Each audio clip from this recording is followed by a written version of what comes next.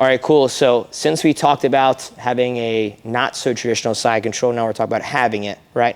So again, if I have Dennis's inside elbow controlled and we're more of a traditional side control, I'm stopping his ability to hip escape. We're gonna have different options, ones that I like, okay? For me, a common one that I'm gonna hit is gonna be obviously having my underhook. It's a bit of a modified underhook. I don't like having my elbow on the mat. I have my elbow on his body. That'll allow me to also get him up on his side, especially if there's a huge weight difference, right?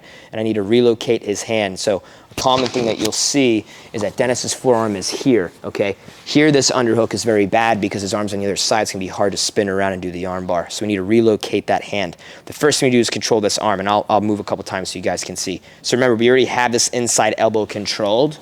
So I'm underneath his head here for traditional side control. I have this underhook, okay? What I'm gonna do now, I never connect my hands. I'm gonna hold that shoulder first. I'm gonna put my left thumb, my cross-face thumb in my back pocket. It's important that I'm pushing his elbow down my thigh so when it hits the mat, his elbow's above his shoulder, okay? If my knees are below his shoulders, when I push it down, he's gonna be in a very strong hip escape position.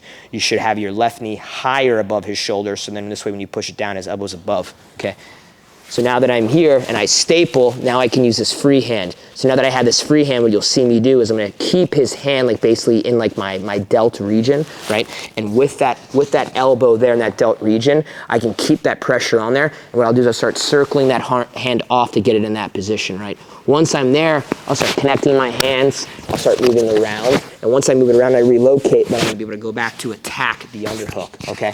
So once I have that arm relocated and I'm here, now we're gonna be in good position. Notice that my elbow's not on the mat because my weight will be here. I'm keeping my elbow on his body, okay? Once I have that elbow on the other side of my head, what I'll then start to do is use all of my weight on my left hand, and my right leg is gonna be switching, and I'll move around here so you guys can see both angles, to come over to this staple, so now I can step up with my left leg. And now that I do this, instead of trying to pull him up, all I'm doing is slicing my elbow towards his chin to pull him up onto his side.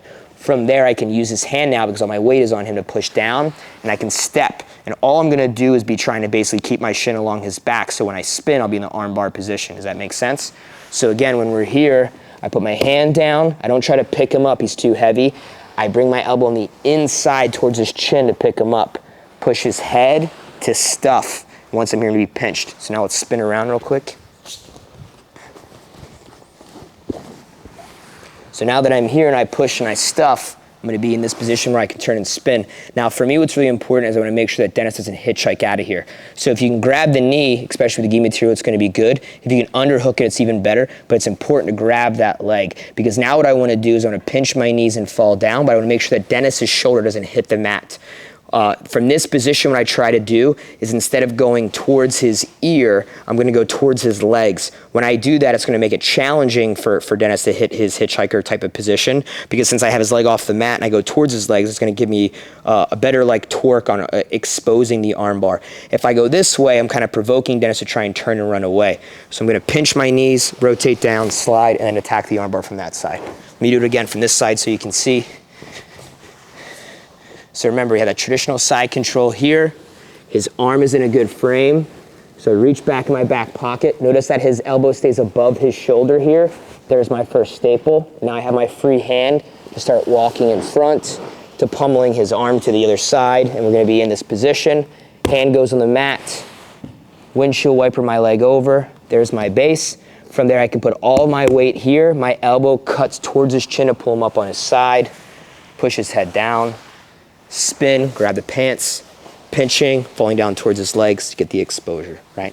So what's important here again is that what we're doing is attacking from a traditional side control. So that traditional side control will allow us to really stop him from hip escaping. Because of that, we'll have different options. For me, I like taking the Kimura all the time because it gives me a lot of gateway to getting to certain spots. For me, the Kimura is a higher percentage submission finish for me than it is for the armbar. But the armbar is a good choice here, and it allows you to kind of have some flexibility in the sense of like what options you like to have, right? So again, focus on that we're creating a specific path.